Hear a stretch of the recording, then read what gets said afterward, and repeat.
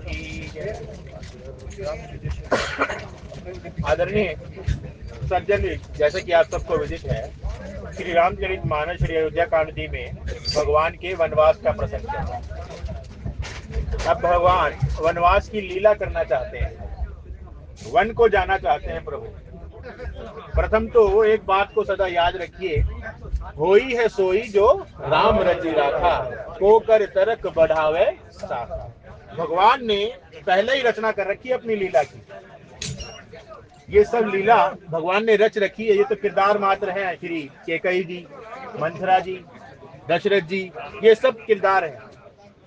तो भगवान अपनी लीला के अनुसार कार्य कर रहे हैं, अपनी लीला के अनुसार जो है रचना कर रहे हैं। और उनकी लीला में सहायक बनकर श्री केकई जी, श्री दशरथ जी और श्री मंथरा जी, ये सब अपना अपना किरदार निभा रहे हैं। जैसे किसी नाटक में कोई प्ले में किरदार निभाता है कोई नायक नायिका, उसी प्रकार की लीला ये है। और भगवान ने ये सब लीला पहले ही रच रखी है। भगवान वन को जाना चाहते हैं। भगवान की एक एक लीला में अनेक कारण होते हैं। किसी एक कारण के लिए भगवान कोई लीला नहीं करते। एक लीला से अनेक कार्य सिद्ध होते हैं प्रभु की। वन गमन की लीला जो भगवान ने करी, इसमें केवल रावण को मारना उद्देश्य नहीं था। रावण को तो भगवान कहते हैं कि लखन जी मार सकते हैं जब चाहें। जगमहु सखा निशाचर जेते, लक्ष्मण हन ही निमिष महु देते। अगर रावण को ही मारना है तो लक्ष्मण जी समस्त संसार के राक्षसों को मारने में समर्थ है। भगवान ये जानते हैं और कहते भी हैं। लेकिन भगवान फिर वन क्यों गए? भगवान के वन में जाने का कारण, वो ऋषि वो मुनि हैं जो जन्मों जन्मों से तपस्या कर रहे हैं वन में बैठ के अपने अपने स्थान पर। कौन? श्री भारद्वाज जी, श्री सुतीक्षण जी, श्री अत्रि जी, माँ अहिल्या का उद्धार करने के लिए भी गए प्रभु। प्रभु सिर्फ अपने भक्तों के हेतु ही आते हैं। भक्तों का उद्धार करना, भक्तों के मनोरथ को सिद्ध करना भगवान का मुख्य उद्देश्य है। भगवान अपने भक्तों के मन के अनुसार लीला करके उन्हें प्रसन्न करते हैं, उनके भाव की पुष्टि करते हैं। भगवान अपने निज जनों को दर्शन देने के लिए वन में जाएंगे। श्री भारद्वाज जी के आश्रम में जाएंगे, सुतीक्षण जी को दर्शन देंगे, अत्रि मुनि के आश्रम में जाएंगे। ये सब लीला भगवान करेंगे अपने भक्तों का हृदय रखने का। अगर भगवान ना जाए तो हनुमान जी से मिलन कैसे होगा? बताइए, हनुमान जी वन में मिलेंगे, शबरी जी का उद्धार होगा, शबरी जी के दर्शन होंगे, विभीषण का उद्धार होगा, विभीषण भी इस वन लीला में भगवान की शरण में आएंगे। ये सब लीला भगवान अपने भक्तों के लिए कर रहे हैं। भक्तों का हित सिद्ध करना ही भगवान का परम उद्देश्य है। भगवान भक्त वत्सल हैं। भगवान सब लीला अपने भक्तों के हित के लिए करते हैं। जो कुछ भक्त चाहते हैं भगवान से मिलने के लिए, जन्मों से जो तपस्या कर रहे हैं, उस मनोरथ को पूर्ण करने के लिए भगवान आएंगे। अब भगवान ने जो ये लीला रची है श्री वन गमन की, भगवान वन में जाना चाह रहे हैं, तो इस लीला में माँ केकई को निमित्त बनाया है। मंथरा जी का सहयोग लिया गया है। माँ केकई को इतना अपयश प्राप्त हुआ इस लीला से, क्या वो जानती नहीं थी कि इसका परिणाम क्या होगा? माँ केकई सब जानती थी कि इसके बाद मुझे इतना अपयश मिलेगा कि मैं कुछ कर नहीं पाऊंगी, चाह कर भी बिना सिवाय पश्चाताप के मैं कुछ नहीं कर सकती। इससे पूर्व माँ केकई, जब मंथरा और माँ केकई का संवाद आता है, तो माँ मंथरा से इतना तक कह देती है कि तू जो कहे तो मैं कुएं में भी कूद जाऊं। इतना केकई की बुद्धि पर मंथरा का नियंत्रण हो चुका था। मंथरा जब भड़का रही थी माँ केकई को, तो माँ केकई कहती है कि मंथरा, यदि तू कहे तो मैं कुएं में भी कूदने को तैयार हूं, तू कहे तो मैं अपने पुत्र का त्याग कर दूं, अपने पति का भी त्याग कर दूं। लेकिन होता भी ऐसा ही है, जो माँ केकई ने कहा, उनका पुत्र श्री भरत जी उनका त्याग कर देते हैं, उनके पति का मरण हो जाता है, लेकिन फिर भी वो भगवान की लीला में सहयोगी बनते हैं। भगवान की लीला में सहयोग करना इससे बढ़कर उत्तम कुछ नहीं है। ये भगवान की सेवा है। अर्थात माँ केकई ने क्या सिद्ध किया कि भगवान की सेवा से बढ़कर कुछ नहीं है। भगवान की सेवा, भगवान के भक्तों की सेवा। इस लीला के माध्यम से माँ केकई ने केवल भगवान की सेवा नहीं की, उन सब भक्तों के कल्याण में निमित्त बनी है माँ केकई, जो वन में बैठे हैं, जो जन्मों से भगवान की प्रतीक्षा कर रहे हैं। यदि माँ केकई ये लीला में सहयोग न करती तो भगवान वन को कैसे जाते, और भगवान वन को नहीं जाते तो उनका उद्धार कैसे होता, उन सबको भगवान के दर्शन कैसे प्राप्त होते। ये सब लीला जो माँ केकई ने करी, इसमें माँ केकई का कोई दोष नहीं। जो उनका दोष देखे तो वो उससे बढ़कर कोई विमूढ़ नहीं, उससे बढ़कर कोई विमूढ़ नहीं है, क्योंकि वो एक केवल निमित्त है। संसार में कितने कार्य ऐसे होते हैं जो हमारे द्वारा होते हैं, हमारे घर में हो जाते हैं, और हम तुरंत उसका दोष दूसरे के सर मढ़ देते हैं कि इसके कारण ऐसा हुआ, यदि ये ऐसा ना करता तो ऐसा ना होता। लेकिन भाई प्रारब्ध जो भगवान ने लिख दिया ना, जो हमने, भगवान ने क्या लिख दिया, हमारे अपने कर्मों का फल है, वो तो हमें भोगना ही होगा, अच्छा और बुरा दोनों। जब अच्छा होता है तब इंसान भगवान को याद नहीं करता, जब बुरा होता है तो तुरंत उसका दोष भगवान के सर या पर अपने कर्मों के सर मढ़ देता है कि देखो मेरे साथ ऐसा हो रहा है, इसका कारण ये है। भगवान कभी हमारे कर्मों में हस्तक्षेप नहीं करते। भगवान कहते हैं कर्म प्रधान विश्व करी राखा, जो जस करे सो तस फल साखा। भगवान कहते हैं मेरा तो कोई रोल ही नहीं है इसमें, संसार तो कर्म के हिसाब से चल रहा है, मैंने कर्म को प्रधान करके संसार को बनाया है, आप जैसा कर्म करते हैं वैसा फल आपको भोगना पड़ता है, तो इसमें भगवान का तो कोई रोल नहीं है। भगवान ने आपको कर्म करने के लिए स्वतंत्र किया हुआ है।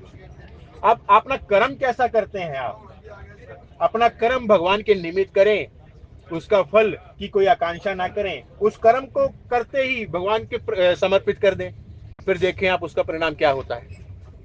यदि आप कोई कार्य भगवान के निमित्त करते हैं, कोई क्या सब कार्य, सुबह उठने से लेकर रात को सोने तक, यहाँ तक कि नींद भी यदि आप भगवान को निमित्त कर देते हैं तो उसका भी परम फल प्राप्त होता है। भगवान ये नहीं कहते कि मेरे लिए केवल आप आंख बंद करके किसी वन में जाकर तपस्या में बैठ जाइए, ऐसा नहीं कहते भगवान कभी। भगवान कहते हैं मन में मेरा नाम चलता रहे और आपका काम चलता रहे, अपनी क्रिया करिए, अपना कर्म करिए, अपना बिजनेस करते रहिए जो आपने करना है, लेकिन भीतर भीतर केवल मैं हूं। जो हृदय है, ये मन है, जो हम हैं, ये भगवान के लिए, जो हमारा जो बाहरी परिवेश है ये केवल संसार को दे दीजिए, और भीतर भगवान का रमण होना चाहिए, भीतर भगवान के दर्शन होने चाहिए, भगवान के चरणों में ध्यान लगा रहना चाहिए। भगवान केवल इतना ही चाहते हैं आपसे कि मन में मुझको स्थापित कीजिए, मन में मेरा नाम, मेरा रूप, मेरी लीला और मेरा धाम होना चाहिए, और बाह्य परिस्थिति में अपना व्यवसाय करिए, आप सब कुछ करते रहिए। भगवान कलयुग में तो कभी खास तौर से ये नहीं कहते कि आप घर का त्याग कर दीजिए, आप किसी वन में जाकर बैठ जाइए आंख मूंद कर, चाहे वहां मन लगे चाहे ना लगे, फिर वहां जाके एक आश्रम बना लें, वहां जाकर और व्यवस्था बना लें, उससे बढ़कर आप अपने घर में रहें और भगवान का चिंतन करें, भगवान का नाम। अब इस लीला में जो माँ केकई की सहायता से भगवान रच रहे हैं, दशरथ जी का मरण होगा। माँ केकई स्वयं कहती हैं श्री भरत मंथरा को कि यदि मेरा पुत्र मुझे त्याग दे और मेरे पति का मरण ही क्यों ना हो जाए, फिर भी मैं तेरी वाणी का त्याग नहीं करूंगी। इस हद तक माँ केकई पर मंथरा का नियंत्रण हो चुका है। क्यों हो चुका है? सिर्फ लीला में। भगवान ये लीला करके दिखा रहे हैं कि दुसंग, बुरे व्यक्ति के संग का क्या प्रभाव होता है। अब ये माँ केकई की दिनचर्या देखिए, माँ केकई के संग में कौन कौन है? माँ कौशल्या जो माँ भगवान की जननी है, माँ सुमित्रा, श्री वशिष्ठ जी, श्री दशरथ जी। श्री वशिष्ठ जी रोज कथाएं सुनाते हैं आके, फिर भी दुसंग कितना प्रभाव डालता है आप देख लीजिए।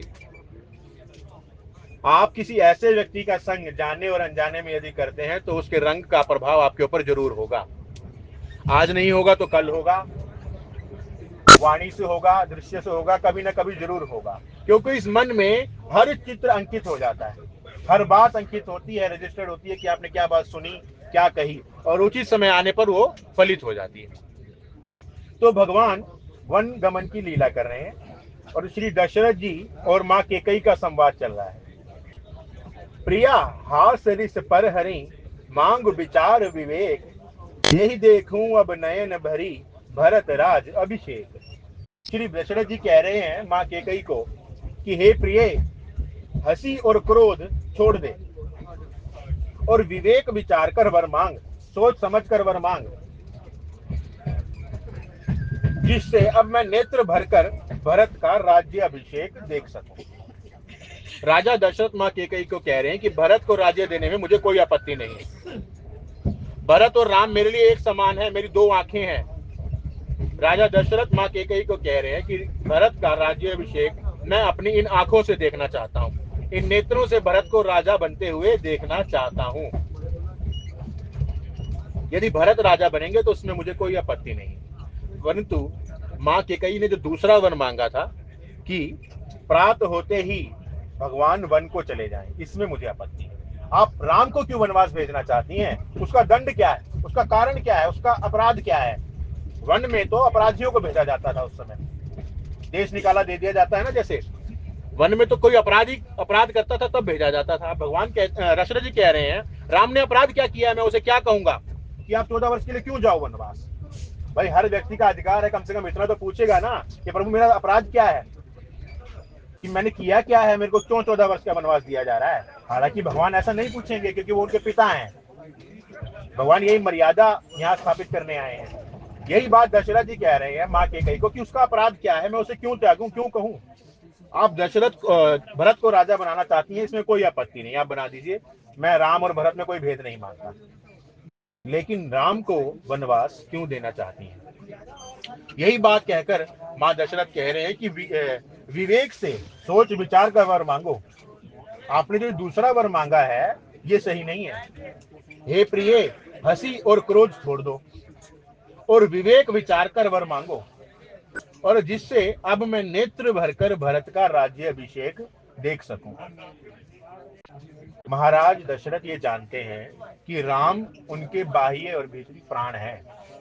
जब राम से उनका विछोह होगा तो उनका मरण निश्चित है, क्योंकि पूर्व जन्म में जब भगवान दशरथ जी मनु के रूप में थे तो उन्होंने वरदान मांगा था भगवान से कि प्रभु सुत विषयक प्रेम मुझे दीजिए, कि जब आप सुत होकर मेरे आएंगे तो मेरे अंदर आपके प्रति सुत का प्रेम होना चाहिए, ऐसा प्रेम होना चाहिए जैसे एक संसारिक पिता का अपने पुत्र में होता है, और वो भी इतना कि यदि आप मेरे से बिछड़ जाएं तो आपके विछोह में मेरे प्राण निकल जाएं। ये वरदान मांगा हुआ है भगवान दशरथ जी ने। और दूसरा कारण श्रवण जी वाला है, श्रवण कुमार वाला, वो आप जानते ही हैं कि कैसे राजा दशरथ के बाण से श्रवण कुमार के माता पिता मारे गए थे। तो श्रवण कुमार मारे गए थे तो उनके माता पिता ने उनको श्राप दिया था कि जिस प्रकार हम अपने पुत्र के वियोग में प्राण त्याग रहे हैं उसी प्रकार तू भी अपने पुत्र के वियोग में प्राण त्यागेगा। ये दूसरा कारण है इस बात। भगवान भरत को राजा बनाना चाहते हैं। पहले भगवान चाहते हैं कि भरत इस राज को भोगे, फिर मैं आके उसे स्वीकार करूंगा।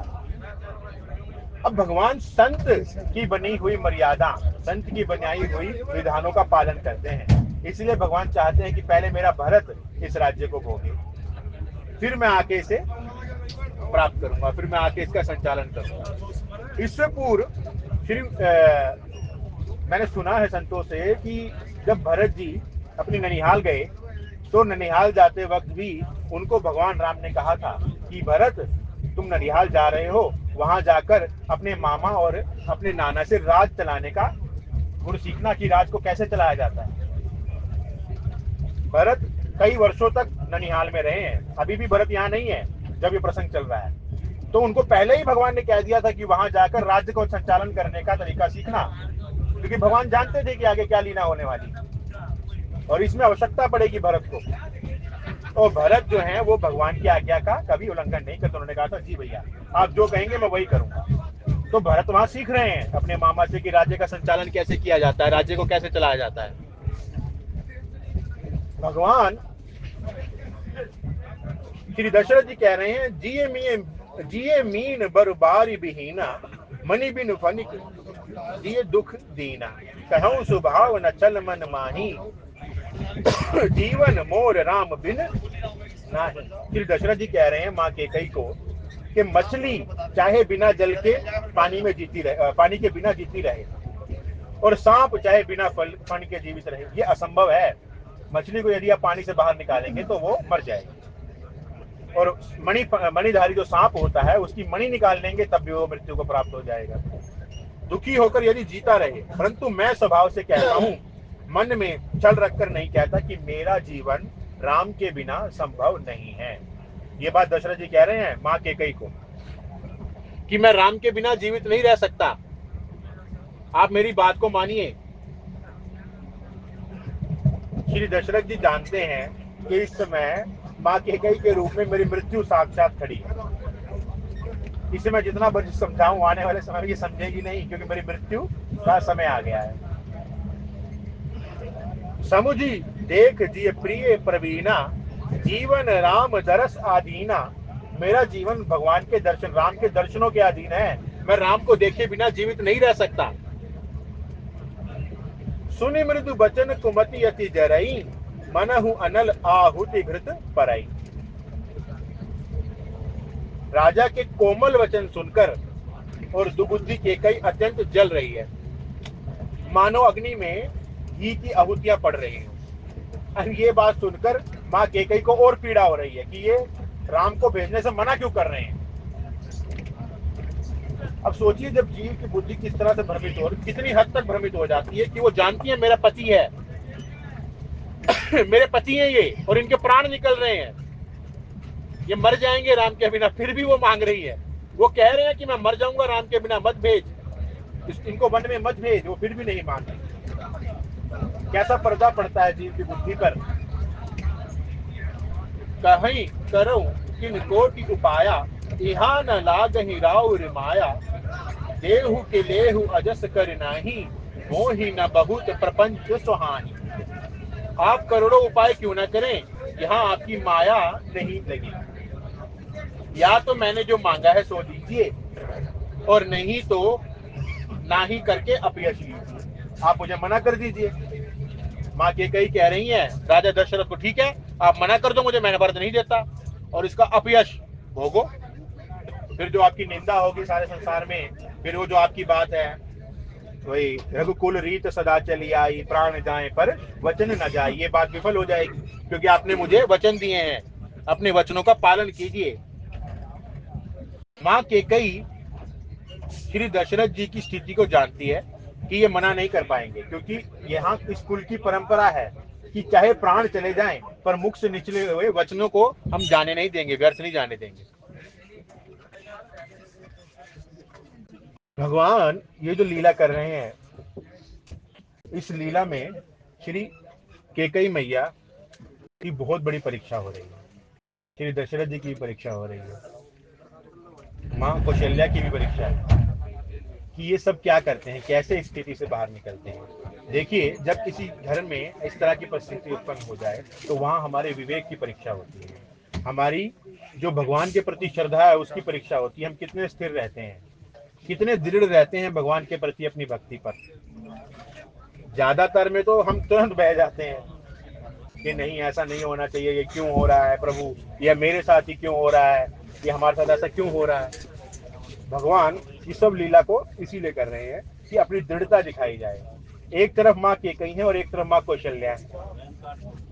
माँ कौशल्या जब भरत जी आएंगे उनको गले से लगा लेंगी, और गले लगाते वक्त उनके पयोधरों से दुग्ध निकलने लग जाता है। इतना प्रेम, उतना वात्सल्य माँ कौशल्या में है। वो बिल्कुल भेद नहीं मान रही हैं भरत जी में और राम में। ऐसा ही प्रेम माँ कैकेयी का भी है, ये नहीं कि इनके मन में कोई भेद था आज तक। माँ कैकेयी के मन में भगवान राम के प्रति कोई भेद नहीं था, तभी तो उन्होंने कनक भवन का निर्माण करा के दिया था। जब विवाह के पश्चात भगवान राम और माँ जानकी आए थे, उनको मुख दिखाई में कनक भवन दिया गया था, सोने का भवन निर्माण कराकर मुख दिखाई में दिया गया था। अपने पुत्र को नहीं दिया था उन्होंने। माँ कैकेयी ने कनक भवन भगवान राम और सिया जी को दिया था, भरत जी को नहीं दिया था। अगर वो चाहती तो भरत को भी दे सकती थी सोने का महल, लेकिन नहीं, क्योंकि प्रेम इतना था भगवान में, राम में, और भगवान राम भी उनसे उतना ही प्रेम करते थे। यहाँ तक कि भगवान राम अपने महल में माँ कौशल्या की बजाय माँ कैकेयी के महल में ज्यादा रहते थे। कैकेयी मैया को ज्यादा अधिक मानते थे, उनसे अधिक प्रेम करते थे। अब जिनसे प्रेम किया जाता है ना, उन्हीं की परीक्षा ली जाती है, उन्हीं के प्रति विश्वास जगाया जाता है, उन्हीं को कसौटी पर खड़ा किया जाता है। भगवान जो जो लीला कर रहे हैं वो अपने भक्तों के हित के लिए कर रहे हैं, श्री भरत जी का प्रेम प्रकट करने के लिए कर रहे हैं। यदि ये लीला ना होती, हम भरत के नेम को जान सकते थे, भरत के प्रेम को जान सकते थे कि भरत कैसे है, भरत किस तरह का जीवन जीते हैं, कितना प्रेम भरत करते हैं भगवान से। यदि भगवान ये लीला ना करते तो हम भरत के प्रेम को नहीं जान सकते थे, क्योंकि वो महल में ही रह जाता। यदि भगवान वन को ना जाते तो महल में ही भगवान तो जानते हैं उनमें से कितना प्रेम करता है, लेकिन संसार तो नहीं जानता ना। हमारे जैसे जीवों के उद्धार के लिए संत रहनी का निर्माण करने के लिए, संत कैसे रहते हैं, संतों का नेम क्या होता है, संतों का प्रेम क्या होता है, ये सब प्रदर्शित करने के लिए सब लीला की जा रही है। मैंने कहा ना, भगवान की लीला का कोई एक कारण नहीं होता। भगवान भरत से, और भरत जी भगवान से कितना प्रेम करते हैं, इसका प्रगट्य भी इस लीला में होगा। जब भगवान वन को जाएंगे, जब भरत जी का आगमन होगा, वो पीछे पीछे जाएंगे भगवान को लिवाने के लिए, आप सब जानते हैं। भगवान और भरत जी का प्रेम, इसके व्याख्या तो अक्षर श्री हनुमान जी भी नहीं कर पाए। जग जपे राम और राम जप जय। भगवान राम जिसका सिमरण करते हो, भगवान राम जिसका सुमरण करते हो, जिसका नाम लेते हो, ऐसे श्री भरत जी हैं। उन भरत के प्रेम को प्रकट करने के लिए भगवान ये सब लीला कर रहे हैं, भगवान ये सब लीला कर रहे हैं। आगे आ रहा है, कही करहु किन कोटि उपाया, इहा न लागहि राउर माया, देहु के लेहु अजस कर नाही, मोहि न बहुत प्रपंच सुहाई। आप करोड़ों उपाय क्यों ना करें, यहाँ आपकी माया नहीं लगेगी। या तो मैंने जो मांगा है सो मुझे दीजिए, और नहीं तो ना करके अपयश लीजिए। माँ के कई महाराज दशरथ से कह रही है, मुझे जो मैंने वरदान मांगे हैं या तो वो दीजिए, नहीं तो ना करके अपयश का भागी बनिए। मुझे बहुत प्रपंच नहीं सुहाते। राम साधु तुम साधु सयाने, यहाँ माँ के कई ताना मार रही है श्री दशरथ जी। राम साधु और तुम साधु सयाने, राम मात भली सब पहचाने। राम की माता भली है, राम भले हैं, और तुम राम के पिता भले हो। जस कोशिला मोर भलता का, तल फल तस फल उन्हीं देऊं करी साका। कौशल्या ने मेरा जैसा भला चाहा है, मैं भी साका करके उन्हें वैसा ही फल दूंगी। जबकि माता कौशल्या ने माँ कैकेयी का कोई अहित नहीं किया आज तक।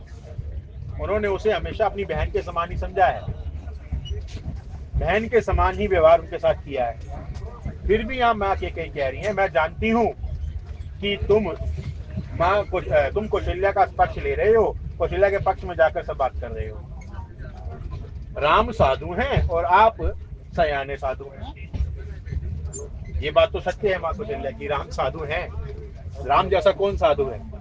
लेकिन यहाँ पर वो उनकी बड़ाई नहीं कर रही, उनको ताना मार रही है महाराज दशरथ कि हाँ, तुम्हारा पुत्र राम तो साधु है और तुम बड़े साधु हो। और राम की माता भी भली है। मैंने सबको पहचान लिया है। कौशल्या ने मेरा जैसा भला चाहा है, मैं भी साका करके उन्हें वैसा ही फल दूंगी। मैं भी जैसा कौशल्या ने मेरा भला किया है, मैं भी उन्हें वैसा ही उनका भला करूंगी। मन बुद्धि चित्त और प्राण, जब तक जीव के ये पूरी तरह से निर्मल नहीं होते, भगवान के चरणों में नहीं लगे रहते, तो जीव के भटकने की बहुत सारी संभावना होती है। वो जो ड्राइवर के पीछे लिखा होता है ना, सावधानी हटी और दुर्घटना घटी, वही स्थिति है यहाँ। आपने सारी जिंदगी कोई साधन किया, भगवान का नाम लिया, और अंत समय में या कुछ समय के लिए आपका ध्यान भटक गया, आपको माया ने घेर लिया, तो अंत समय में आपकी गति बुरी हो सकती है। अंत समय में आपके जीवन की गई सारी चेष्टा, सारा जो परिश्रम है वो व्यर्थ जा सकता है। इसीलिए सतर्क रहना बहुत जरूरी है। दुसंग का हमेशा त्याग करना चाहिए, पहचानना चाहिए कि ये व्यक्ति कैसा है। यदि ये मेरे साथ है, आप जान जाएंगे, एक बार दो बार किसी व्यक्ति से मिलेंगे ना, आप उसका स्वभाव जान जाएंगे कि ये कैसा है, कैसे बोल रहा है, ये चाहता क्या है। तो आप उसे दूरी बनाएं। यदि वो आपके अनुकूल नहीं है, भगवान के अनुकूल नहीं है, यदि वो भगवान को पसंद नहीं करता, भगवान के भक्तों को पसंद नहीं करता, यदि वो निंदा चुगली करता है, निंदा तो आजकल ऐसे हो गई जैसे इसको कोई मानता ही नहीं कुछ। हर व्यक्ति दूसरे व्यक्ति की निंदा करने में लगा हुआ है, राजनीतिक तौर पर, पारिवारिक तौर पर, हर प्रकार से जिस व्यक्ति से जितना बनता है वो निंदा करने में लगा है। लेकिन निंदा के समान कोई पाप नहीं है। किसी का बुरा चाहना ये एक बात है, और किसी के पापों को हर लेना। श्री कबीर जी कहते हैं ना, निंदक नीरे राखिए आंगन कुटी, कि निंदक जो है उसको अपने नियर रखिए, अपने पास रखिए, क्योंकि निंदक से भला आपका कोई नहीं सोच सकता। जो आपकी जितनी निंदा करता है वो आपका उतना हितैषी है। क्यों? क्योंकि वो निंदा करके आपके पापों का क्षमन कर रहा है। कोई व्यक्ति जब किसी की निंदा करता है तो वो निंदा करने वाले व्यक्ति के सारे पाप उस निंदक को लग जाते हैं। मतलब बिना ही किए उसका तो भला ही हो रहा है जिसकी निंदा की जा रही है, और जो निंदा कर रहा है उसको उस व्यक्ति के पाप भोगने पड़ते हैं जितनी निंदा करता है वो। इसीलिए श्री कबीर जी कहते हैं निंदक नीरे राखिए। निंदक को तो सदा नीरे रखना चाहिए। आंगन कुटी, आंगन में कुटिया बिछा देनी चाहिए कि भाई तू यहाँ रह, मैं तेरी देखभाल करूंगा और तू दिन रात मेरी निंदा करता रहे। श्री कबीर जी ये कह रहे हैं। अब सोचिए निंदा करना कितना बड़ा अपराध है। इसीलिए निंदा से सदा बचना चाहिए। भगवान में मन, बुद्धि और चित्त लगा रहना चाहिए। हर प्रकार से भगवत नाम चलते रहना चाहिए। ये एकदम नहीं होगा। ये कहना बहुत सरल है कि मन, बुद्धि और चित्त भगवान में लग जाए, लेकिन यदि आप भगवत नाम का लगातार सहारा लेंगे, भगवत नाम को अपना निमित्त बनाएंगे, दिन रात उठते बैठते, खाते पीते, चलते समय यदि आपके भीतर नाम चल रहा है तो नाम के प्रभाव से ये हो जाएगा। नाम के प्रभाव से ये संभव है। दिन रात उठते बैठते यदि आप भगवान का नाम लेते रहेंगे मन ही मन में, तो नाम जो है नामी को प्रकट करता है, स्वरूप को प्रकट करता है। नाम के प्रभाव से भगवान का स्वरूप प्रकट होने लगता है भीतर, और जब स्वरूप प्रकट होगा तो भगवान की लीला प्रकट होगी, और जब भगवान की लीला प्रकट होगी, भगवान की लीला बिना धाम के होती नहीं, तो भगवान की लीला प्रकट होगी तो भगवान का धाम प्रकट होगा। नाम, रूप, लीला और धाम, इस प्रकार जीव की गति होनी चाहिए। यदि एक बार आपको भगवान के नाम में रस आने लगा तो आपको भगवान का रूप दिखने लगेगा, भगवान के दर्शन होने लगेंगे। यदि भगवान के दर्शन होने लगे तो भगवान की लीलाएं दिखने लगेंगी। भगवान की लीलाएं दिखने लगी तो भगवान के धाम में आपका प्रवेश हो जाएगा। और भगवान के धाम में प्रवेश जिसका हो जाता है एक बार, फिर भगवान उसे कभी बिसारते नहीं। भगवान कहते हैं ना, ब्रजवासी वल्लभ सदा मेरे जीवन प्राण। ये ब्रजवासी जो है ये मेरे जीवन प्राण है, मैं इन्हें त्याग नहीं सकता किसी प्रकार से। ये चाहे मुझे जो कुछ कहें, मैं इनका और ये सदा मेरे हैं। ये जितना प्रेम मुझसे करते हैं उससे अनंत गुना प्रेम मैं इनका करता हूँ। राम साधु तुम साधु सयाने, राम मात भली सब पहचाने, जस कोशिला मोर भल ताका, सतफल उन्हीं देव करी साका। राम साधु हैं और आप सयाने साधु हैं, और राम की माता भी भली है। मैंने सबको पहचान लिया है। माँ कैकेयी कह रही है, उस मंथरा की पढ़ाई हुई बातें बोल रही है माँ कैकेयी, जबकि आज से पहले ऐसा कभी नहीं था कि माँ कैकेयी और कौशल्या के बीच में कोई बात हुई हो। आपस में सदा बहनों जैसा व्यवहार था उनका। एक दुसंग के कारण क्या क्या हो रहा है देखो। पति मृत्यु को प्राप्त हो गए, पुत्र ने त्याग दिया, और समस्त अयोध्या वासियों ने भी उनका त्याग कर दिया। एक तरीके से उनकी कोई इज्जत नहीं करता था, कोई प्रणाम तक नहीं करता था, उनके महल में कोई पूछने तक नहीं जाता था जब तक भगवान नहीं आए। भगवान ने आने के बाद सबसे पहले माँ, भगवान आते ही माँ कैकेयी के महल में, क्योंकि भगवान जानते हैं ये तो मेरी लीला में सहयोगी हैं, इनका कोई दोष नहीं है इसमें। होत प्रात मुनि वेश धरी, जो न राम बन जाहि, मोर मरण राउर अजस नृप समुझिए मन माहि। माँ कैकेयी कह रही है श्री दशरथ जी को कि सवेरा होते ही मुनियों का वेश धारण करके यदि राम वन को नहीं जाएंगे तो हे राजन, मन में ये निश्चय करके डाल लीजिए कि मेरा मरण होगा और आपका अपयश, अर्थात मैं अपना दूसरा वचन बदलूंगी नहीं। जो दूसरा वर मैंने मांगा है वो मुझे देना ही होगा। सवेरा होते ही राम मुनियों का वेश धारण करके वन को जाएंगे, और यदि वो नहीं जाएंगे तो मेरी मृत्यु होगी, मैं तो मर जाऊंगी। वो कह रही है राजा दशरथ को कि मैं मृत्यु को प्राप्त हो जाऊंगी, मैं मर जाऊंगी, और मेरी मृत्यु का दोष तुम्हें लगेगा। देखिए, अब कुछ संत कहते हैं कि राजा दशरथ को यहाँ माँ कैकेयी की बात को नहीं मानना चाहिए। राजा थे वो, कोई बड़ी बात नहीं है। ज्यादा से ज्यादा होता क्या, यही बात होती, उन्हें अपयश का सामना करना पड़ता, उन्हें बुरा बनना पड़ता, यही तो होता, निंदा होती। इससे ज्यादा क्या होता राजा दशरथ के साथ? है तो राजा है, चक्रवर्ती सम्राट है, और निंदा भी कितनी होती और क्यों होती? क्योंकि सब बात को जानते कि ये राम के लिए वनवास मांग रही थी। निंदा भी ज्यादा नहीं होती, ज्यादा से ज्यादा वचन तोड़ने के लिए होती, क्योंकि राम से तो सब प्रेम करते थे। कई कई लोग कहते हैं कि राजा दशरथ को माँ कैकेयी की बात नहीं माननी चाहिए थी, या वहां आते ही जैसे ही वचन मांगे थे उन्हें तुरंत वहां से चले जाना चाहिए था, छोड़ देते, ठीक है तूने बोल दिया, बात खत्म, मैंने सुन लिया, अब आगे मेरी मर्जी जो मैं करूं। लेकिन नहीं, क्यों उन्होंने ऐसा क्यों किया? कि भगवान जो है ना वो सत्य है, सत्य रूप है राम। वो जानते थे कि यदि मैंने सत्य का त्याग, इस बात को त्याग दिया, तो राम भी मेरा त्याग कर देंगे मन से। कि आपने अपने जो कुल की परंपरा है उसका मान क्यों नहीं रखा, माता को वचन क्यों नहीं दिया, इतनी सी बात के लिए आपने मेरे से पूछा था कि नहीं? आप एक बार मेरे से पूछते तो सही। तो इसीलिए सत्य की रक्षा के लिए राजा दशरथ ने ये सब किया। राजा दशरथ हर प्रकार से राम को चाहने वाले हैं, राम के बिना रह नहीं सकते, फिर भी उन्होंने उनको त्याग दिया, उनको वनवास, हालांकि अपने मुख से एक बार भी नहीं कहा राजा दशरथ ने। इस कथा के अनुसार भी, रामचरित मानस के अनुसार भी एक बार भी अपने मुख से राजा दशरथ राम जी को नहीं कहते तुम जाओ वन में।